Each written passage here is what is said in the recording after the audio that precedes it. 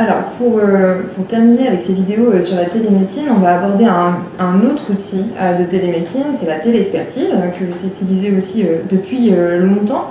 Et donc, même question que la téléconsultation, pourquoi avoir choisi d'utiliser la téléexpertise? Parce que la téléexpertise, on en fait depuis toujours. On s'envoie des SMS entre médecins, infirmiers, médecins spécialistes, depuis toujours.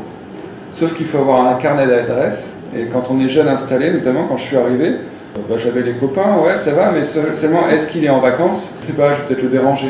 Ce qui fait qu'on n'ose pas, on se retient. Et en plus, il y a une vraie injustice par rapport à ça.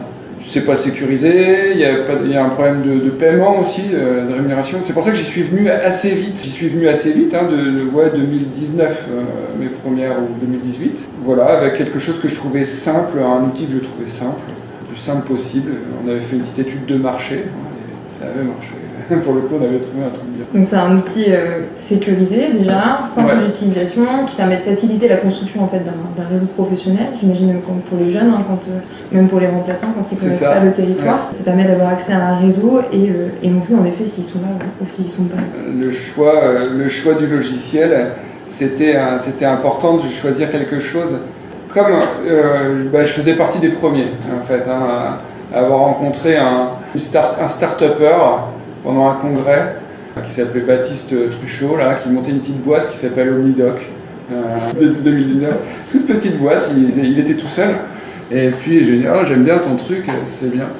Et puis finalement, je ne me suis pas trompé parce qu'on a installé ça à la MSP, puis finalement ça s'est étendu, puis on s'est dit, ouais, mais si on veut que ça marche, il faut que tout le monde utilise la même chose, ou qu'il y ait le maximum d'utilisateurs, parce que s'il nous faut des spécialistes, il faut leur dire qu'il y a des médecins généralistes qui sont demandeurs, et si on veut des généralistes, il faut leur dire qu'il y a un réseau de spécialistes.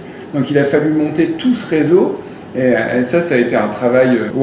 c'était passionnant, il fallait que ça soit passionnant parce que ça fallait donner un peu de sa personne, mais au final, on arrive avec un réseau, là, dans notre CPTS Brébrel en tout cas, qui est le même que celui de l'Aglo de Rouen, qui est l'un des plus grands, l'un des plus variés de France. Donc c'était une chance, ça marche. Est-ce que la téléexpertise a un impact sur votre organisation au quotidien, en termes de temps par exemple? Oui, ça a un impact. Et pour me rendre compte, en fait, tellement c'est rentré dans ma pratique, ça fait 7 ans. Et je me dis, si je l'avais pas, je me sentirais frustré de temps en temps. Je veux dire, je pourrais pas j'aurais du mal à m'en passer, à refaire le schéma traditionnel, essayer d'avoir le secrétariat du cardiologue pour qu'il veuille bien que je lui envoie par SMS la photo de l'électrocardiogramme. J'aurais l'impression de revenir à la préhistoire. Alors justement, vous parliez d'électrocardiogramme. Dans quel cas vous faites appel à la téléexpertise? Ça a été la première téléexpertise, c'était avec les cardios. Je ne savais plus interpréter de CG. C'est quand même bête, je suis à la campagne, il faut faire des ECG quoi. Et du coup, j'ai refait des formations, j'ai mis la téléexpertise en renfort en fait quelque part.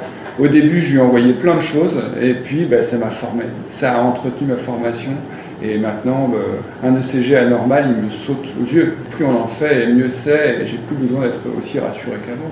Et pour répondre à la question, c'est vraiment l'électrocardiogramme qui m'a motivé, la cardio, et puis maintenant, du coup, on fait même du Holter, pose des Holter, c'est assez pratique. Ensuite sont arrivées les autres spécialités, les unes après les autres. Le grand 50%, parce que j'ai les chiffres, je suis président de la CPTS Brébrel, donc j'ai les chiffres de ce que ça donne au niveau du nombre de téléexpertises et de quoi il s'agit. 50% des demandes sur le territoire sont à destination des dermatologues. Seulement les dermatologues, elles sont débordées. Et donc c'est un équilibre aussi là à trouver. Elles voudraient bien avoir du renfort, elles sont extraordinaires, vraiment elles ont un mérite, les dermatologues qui participent et qui répondent à nos téléexpertises, vraiment elles ont énormément de mérite quoi. Un grand merci. C'est vrai qu'on a vu arriver du coup maintenant les téléexpertises dermatologiques urgentes et celles qui étaient moins urgentes pour qu'elles puissent aussi drainer leur téléconsultation. On essaye de trouver des solutions, mais là on n'est pas sorti des difficultés et on n'a pas le renfort du CHU malheureusement à ce niveau-là. Comment ça a modifié vos relations avec les spécialistes d'organes? On a l'impression de se connaître même avec ceux qu'on ne connaît pas. On en arrive finalement, ça m'amusait parce que j'ai eu une collègue, c'était marrant parce qu'elle dit oh non, toute la télémédecine, tu sais, j'ai horreur de ça. Et finalement, c'est une des premières utilisatrices du cabinet. Et elle finit par tutoyer le cardiologue alors qu'elle l'a jamais vu. Enfin, j'adore, quoi. Ça marche, quoi. Ouais, ça crée d'autant plus de proximité. Il y a ce côté. On a organisé aussi des rencontres quand même entre experts déjà. Essayer de créer un petit corpus d'experts, quoi. Lors de ces rencontres, est-ce que vous avez demandé ce qu'ils attendaient de nous pendant ces téléexpertises ? Il faut s'enquérir de ça. On fait toujours très attention à ça. Justement, ça fait partie d'entretenir un réseau de téléexpertise, c'est ça. Mais là, on est en train de parler de la gestion du réseau de téléexpertise et pas de ma pratique. Mais en tout cas, non, j'y vois un avantage majeur, et surtout pour les jeunes professionnels, en fait. Plus on a besoin d'être rassuré et plus on a du renfort. C'est ça, ça permet de gérer une incertitude immédiate, ou dans les 24-48 heures. Non, plutôt 7 jours. Il ne faut pas mettre la pression aux experts. Et en réalité, le délai médian de réponse, c'est 4 heures. Donc ça marche, ils remplissent largement le contrat. Mais on va avoir une collègue neurologue, on sait qu'elle va lire ses demandes de téléexpertise les mardis. Donc si tu fais ta demande le mercredi, tu attends le mardi suivant. Mais c'est pas grave, c'est de la téléexpertise. Ça peut attendre, si c'est urgent, tu fais autre chose. On a pu arriver aussi, donc avant on était surtout médecin requérant, nous médecins généralistes, maintenant on devient médecin requis, notamment pour les professionnels infirmiers. Alors même question en fait, comment ça a modifié à la fois les relations avec les infirmiers et votre organisation en fait au quotidien pour répondre à ces sollicitations? Ben là on est en cours de révolution là, elles connaissent pas encore les infirmières.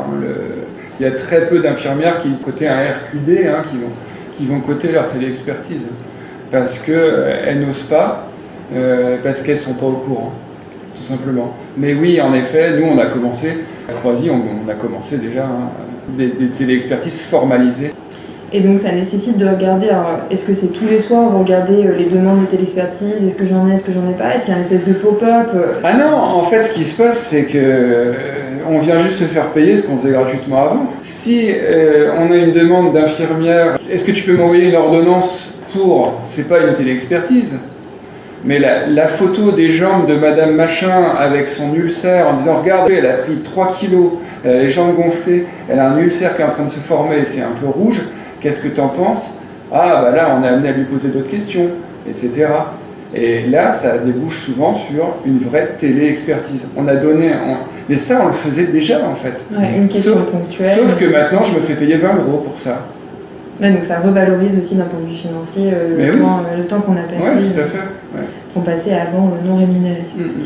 Et vos patients, ils en pensent quoi de la téléexpertise? Ah bah alors là c'est génial pour eux. Mais ils trouvent ça extraordinaire. Pour tout, ils trouvent ça vraiment hyper bénéfique parce que ils voient qu'on a du monde derrière, quoi. Puis j'imagine que ça leur évite aussi des déplacements. Des fois, c'est vrai qu'on m'envoyait pour des questions extrêmement ponctuelles, parce qu'on n'avait pas le temps de prendre le téléphone, on n'arrivait pas à les joindre, les spécialistes. Téléexpertise hier, un cas concret avec un cardiologue. C'était une dame que j'ai vue vendredi pour des palpitations. Je lui ai fait un électrocardiogramme qui était normal. Je lui fais faire sa prise de sang lundi pour être sûr que sa thyroïde ça se passe bien, etc. entre autres.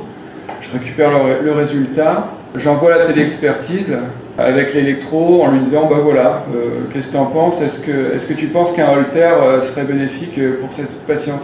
Ouais, vas-y, pose-lui un holter. Bon, bah, je lui ai posé son holter dans la foulée. Et puis, bon, bah, je lui renverrai le résultat de holter directement au cardiologue. Et la patiente, elle est prévenue qu'elle se fera appeler par le cardiologue pour lui donner rendez-vous pour le reste des examens. Et au moins en téléconsultation, ça se passe avec le cardiologue pour l'interprétation du holter et savoir s'ils vont plus loin ensemble ou pas. Dans un schéma classique, sans électrocardiogramme, sans téléexpertise, on aura eu un déplacement du patient pour faire l'examen initial et en plus pas dans la foulée, plusieurs semaines après, suivi d'un déplacement pour la pose de holter, suivi d'un déplacement pour la dépose de holter, suivi d'un déplacement pour l'interprétation du holter. 4 allers-retours évités sur un cas comme ça.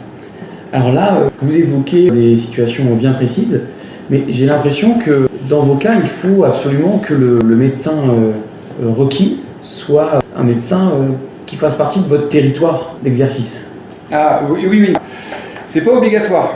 Il y a des réseaux nationaux. Mais le problème, c'est qu'est-ce qui se passe quand il faut convertir cette téléexpertise en consultation présentielle? On a le problème. C'est qu'il faut prendre son téléphone et puis essayer de négocier pour qu'un spécialiste veuille bien prendre, en disant pas forcément qu'il a été, en plus qu'on a eu un avis avant, parce qu'on n'est pas très à l'aise avec ça. D'où le besoin de territorialité dans cette réflexion de déploiement d'outils téléexpertise. Et c'est d'ailleurs un des arguments qui a fait que j'ai ressenti le besoin de m'impliquer dans une CPTS.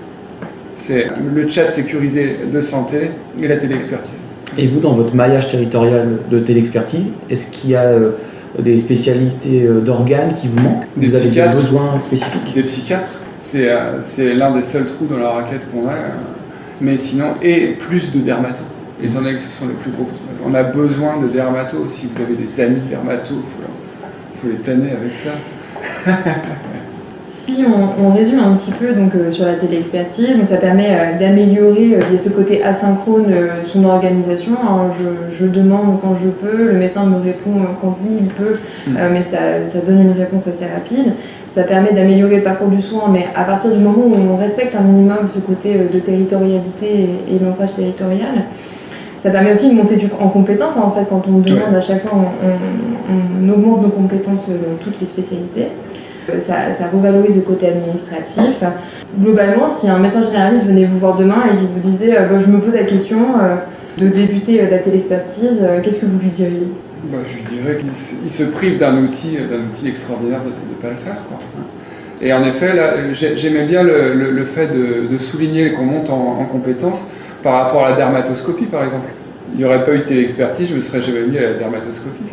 Et là, ça fait comme pour l'électrocardiogramme, j'envoie de moins en moins mes photos de dermatoscopie. Parce que je commence à m'y connaître grâce à ça. C'est de la formation continue. Eh bien, merci beaucoup, Dr Boisdin, pour merci à vous pour cette interview. Merci beaucoup.